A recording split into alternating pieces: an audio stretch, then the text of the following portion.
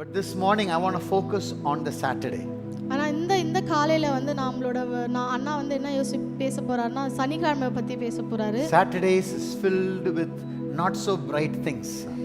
சனிக்கிழமைனா எல்லாமே நம்மளுக்கு வெளிச்சமா இருக்கிற நாளாக இருக்காது. We don't talk about Saturdays. நம்ம அவ்வளவா நம்மளோட சனிக்கிழமை பற்றி பேச மாட்டோம். It's painful. அது ரொம்ப வலி உள்ளது. It's hurting. அது ரொம்ப காயமானது. It's shameful. ரொம்ப அசிங்கப்பட்ட ஒரு விஷயமா இருக்கும். We don't like to even share it with our friends.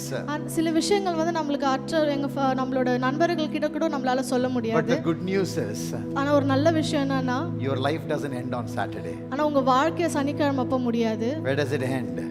எப்போ உங்களுக்கு முடியுது? சண்டே முடியுது. Resurrected power of Jesus. ஏன்னா அப்பதான் கடவுள் வந்து இயேசுவோட resurrected உயிர் தெழுந்த ஒரு வல்லமை உங்களுக்கு கிடைக்கும். It's very important that you know this. இது ரொம்ப முக்கியமான விஷயம் உங்களுக்கு தெரியணும். See, we worship a God of Fridays.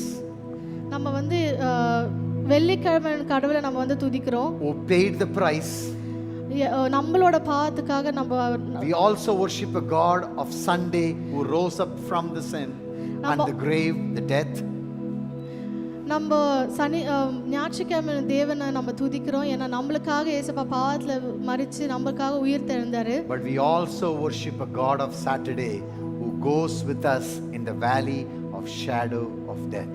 நம்ம என்ன யோசிக்கணும்னா சனிக்கிழமை தேவனை கூட நம்ம வந்து துதிக்கிறோம். ஏன்னா நம்மளோட கஷ்டத்தையும் சேர்த்து இயேசுப்பா வந்து அந்த வேலி ஆஃப் அந்த மலையில இயேசுப்பா வந்து நம்மளுக்காக இறந்தாரு.